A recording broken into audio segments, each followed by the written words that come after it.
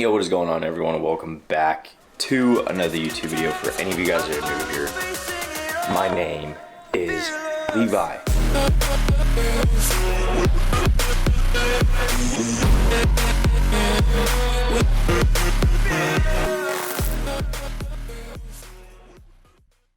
Just whipped ourselves up a nice cup of coffee, man.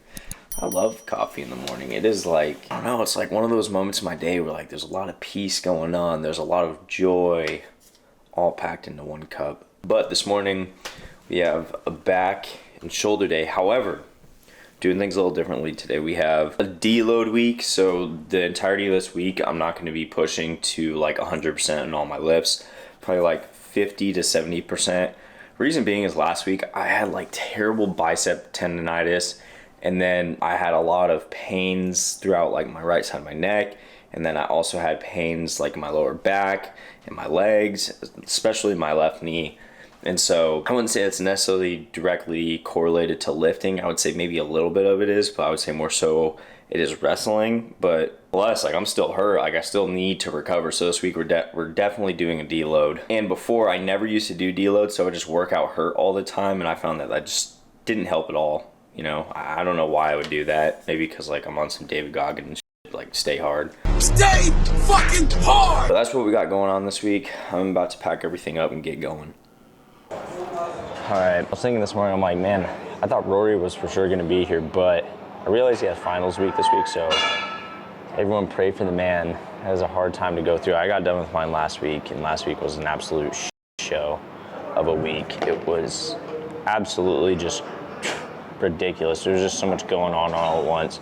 Thank God it's over. That means we get to do it all again next quarter. And then we only have one more quarter, and then we'll be done. Like I said though, this morning for this workout, we're only going 50 to 70% of what we would normally do. I only have it set on 90 pounds right now for pull downs. I'll go for the same rep range when I am doing a deload, but it's not like I'm, you know what I'm saying? Like I'm not going so hard to the point where it's like a regular workout. So kind of go through the workout as we would normally do, just not as intense.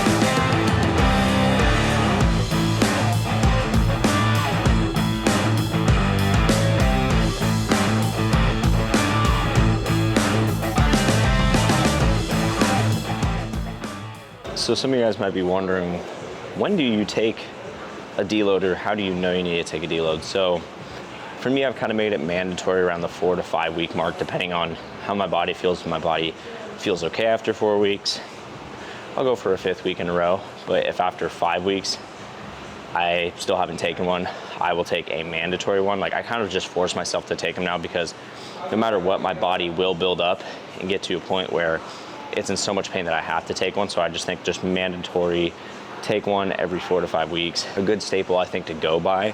I used to go by like whenever my body would hurt, but then I would quit listening to that, and then I would just get hurt even more. So I would just schedule a deload every 4 to 5 weeks. I make my workout programs around 6 weeks. So I'll have a deload, let's just say for example, on week 5, and then I have one more week after that of the program I'm currently doing, and then I'll switch up the program. Just a good little staple, little estimate of when to take one. Again, maybe after 3 weeks, you're in like so much pain that you feel like you have to take one, then take one. I'm just giving you guys like a rough estimate of when to take one. We have shoulders to continue finishing up on. My hip hurts so bad. Like I knew I needed this, because even when I'm picking up the weight off of the rack, like when I was doing rows, my hip hurts so bad. I'm gonna be hitting the sauna a lot this week.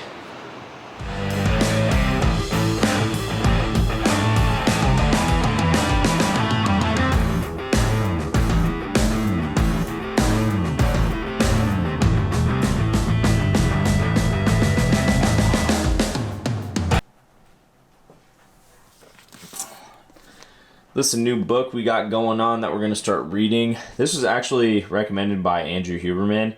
I can't remember exactly what the book is about. I mean, obviously it has the title right here, The Power of Passion, perseverance, and it says grit on it. I literally think it is like how to persevere, what makes someone a motivated individual based off like their childhood experience and whatnot. So I don't know. I'm gonna check it out. Hopefully it's as good as Andrew Huberman said it was. I genuinely enjoy reading. I'm not saying like everyone that sees this, if you're trying to like better your life needs to read, because you don't need to better your life. Bro, what are you talking about, man? Wait, no. You do need to better your life. You just don't need to read to better your life. I just personally like reading. I like obtaining a lot of knowledge and stuff. So I was like, you know what? I'm going to give this book a read and see, I don't know if there was anything to take away from it, considering how many good reviews it got. I got it also because I kind of got out of reading because my day had just gotten so busy, and reading is something that I personally, like I said again, I like doing. The reason I even bought this, aside from me being interested in it, is because some of you guys know on older videos, I was reading pretty often, but I stopped for a while, not only because I ran out of things to read, but also my life just got really busy. And I talked to my therapist. She was like, you need to kind of do something during the day where you do something that's enjoyable, that you like. Not that like I don't like recording or I don't like any of the work stuff that I do. It's just, I'm waking up, starting work, and then not finishing my day of work until like I go to bed. And so she was like, just give yourself some time during the day where you can just do like a you thing. And I was like, all right, well, I like reading, so I guess I'll read. Also, it's later, if you can't tell. It's pitch black outside, but I mean, it's pitch black at like 4 o'clock. I hate this time of year. I honest to God hate this time of year. I really do. I guess I shouldn't use the word hate, but I don't like this time of year. However, it makes me much, much more grateful for when like summer's around, because then I'm like, man, this is amazing. Because I'm pretty sure if it was light every single day, like later on, kind of how it is in the summer, I wouldn't really appreciate it as much. So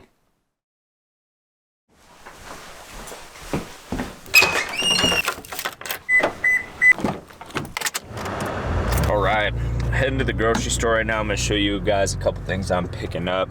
I'm also starting a new diet, kind of. I go back to Santy.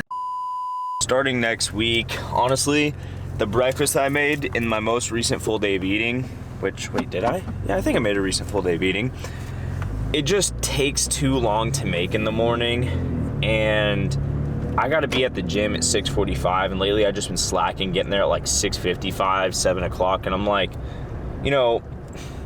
it's not like I'm super late, but for me, I'm like, dude, 6:40 time's like go time for me. Like, that's the time to get to the gym and just like get her done and just call it a day. Not necessarily call it a day, but just get started. I gotta go pick some things up for that. I'll show you guys some of the things that I'm currently grabbing for that. It's honestly not too much. I just gotta grab like some potatoes, some cheese.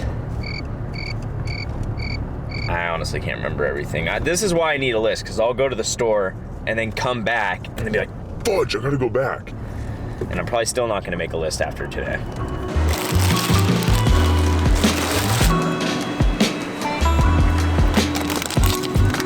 No low fat coffee.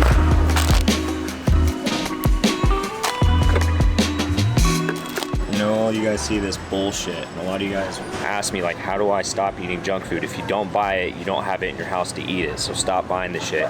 For me, I'm at the point now where like I don't have to worry about having that in the house, because I've gotten so good at staying strict on it. And if you have a problem, create a budget so you don't go over your budget when you go grocery shopping, and also don't go hungry. So if you don't buy it, you won't have it around to eat. A lot of you guys probably didn't notice, but a lot of the groceries I have are just whole foods. There's not a lot of additives to what I buy. I don't buy things with like sugar-free. I don't buy a lot of things that are essentially highly processed. And the reason being is because I have eczema. I don't know if it'll pick it up on the camera or not. You can kind of see it on my thumbs and whatnot, but this actually is not bad for me. Like, this is actually pretty good for me. And I kind of explained this on my cheat day after my bodybuilding show, and I explained that when I was prepping for my bodybuilding show and I got to the point where I cut out like all the added sugars and a good amount of the carbohydrates, that my eczema completely went away. Like, my hands had none of like this dry skin that you guys see on it right now. It was perfectly fine, or they were perfectly fine, I should say. And so there's been a lot of research done with the carnivore diet and lower carb diets showing that it can reduce inflammation, but I don't necessarily think that it's the carbs themselves. I think it's like the highly refined processed carbs that actually cause the inflammation, which results in eczema for some people. Again, it's not for everyone, but for me, it was when I changed my diet, all of this crap went away. Crazy how that works. Okay, hopefully I don't hit my head on that after I finish this video and stand up. But I had something I want to talk about in today's video that was a reflection of the messages I got on Instagram over this past week, and all the messages were good messages. It was about hybrid training, and it was a couple people that were inspired by the channel, and that just made me obviously happy because one of my main goals on here is to inspire other people to basically kind of like take action and start incorporating fitness into their lifestyle. And it was just a huge plus for my week and made me feel really happy, made me feel like I was doing some good in the world. And so that was huge, but it also made me think about, why I started hybrid training and how I can make a video on that, just so I could inspire more people to kind of take on this style of training and whatnot and just get on that path of just improving themselves in their physical journey, which will help your mental journey. So the first reason that I started hybrid training is simply because I like it. And I think I like it because growing up, I did a whole different avenue of sports, right? Like, I didn't just do football year round. I did, I would do football, I would do soccer, I would do track. I did like a whole different, variety of, sports. I didn't just stick to one thing. And with hybrid training, you can train for a multitude of different things. So it kind of reminds me of like when I was in high school sports. It also gives me that, chance to go out and compete. I was always a really high competitor when I was doing sports in high school and middle school. I sometimes talked trash, I can't lie. But it just was one of those things for me that I found was as close as possible to high school sports that just kept me kind of, focused on training for something and got my mind in the right state of mind, I felt. Just one of those things, again, that I simply liked. I don't really have much more to add to it other than I really like it. The second reason that I started hybrid training is because I realized that too many people are just way too limited in their thinking or the way that they think about themselves. Like, people do not realize how much more they are capable of. When you see me doing a marathon, when you see me doing a bodybuilding show, when you see me doing a powerlifting meet, you're not watching a superhuman, you're not watching Captain America, you're watching a regular human being do these things that is no different from who you are behind the camera. Like, you are capable of doing all of that same stuff. Maybe not to that level right away, but you can work your way up there. You know what I mean? Like, it doesn't have to be a marathon. It doesn't have to be a bodybuilding show. It could literally just be getting in shape. And I think people just limit themselves so much based on just what they think about themselves. Like, you need to stop that. You need to expand your mind. You are more than whatever you think you are. You are basically potential, like you have, I can't even put it into words. You just have so much more potential than you think. The third and final reason for me was I just felt like hybrid training was more complementary to my overall lifestyle. So you guys see me on the channel most of the time. I'm posting just fitness stuff mostly because that's primarily like what I'm trying to teach you guys on social media. I'm not teaching you guys how to fish, hunt, hike, or snowboard, but you guys do see that stuff on the channel every once in a while, and that's stuff that I enjoy outside of my fitness journey or fitness career, you could say.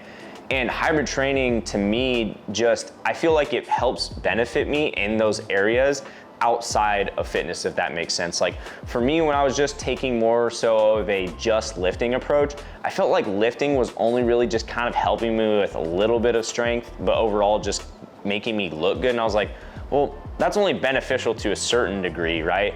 But I felt like having endurance and being in good cardiovascular shape helped me with, hiking, when I go on a super hard hike and I'm able to keep going because my endurance is there, or snowboarding. If you know anything about snowboarding, if your endurance is it is super difficult to go on like tough terrain or dig yourself out of tough terrain.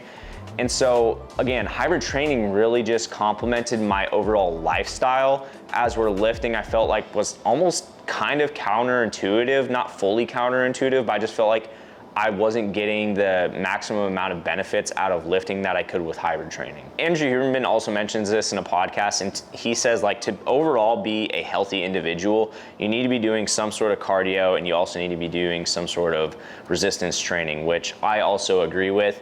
And I think nowadays people get way too, how do I word this? Like, they get way too fitness oriented, or they get too lifting oriented and think that is like gonna fix your overall fitness, and it's really not going to. You need a good mix of both cardio and lifting to be in overall good shape. I hope some of you guys found those reasons pretty good. I hope you guys felt inspired by those reasons to go take on hybrid training now. I think it's just, again, overall the best kind of training that you can do for yourself, and it just pushes you, again, I didn't mention this, but it will push your mind to another limit that you haven't yet gotten to. And I think that it'd just be great for every single one of you guys watching this. You know, if you guys don't decide to pick it up, that's fine. I understand maybe it's not for everyone. I think it should be for everyone, but again, that's just my opinion. For those who do pick it up, awesome. For those who don't, still awesome. Just get into fitness, get in the gym, do something better for yourself. But that's gonna do it for this video. I hope you guys liked this video. If you guys did, be sure to give it a like. If any of you guys are new here, do not forget to press that subscribe button, because you guys know I will be back. And as always, die trying to do what you love. The sky's the limit. I'll see you all in the next one.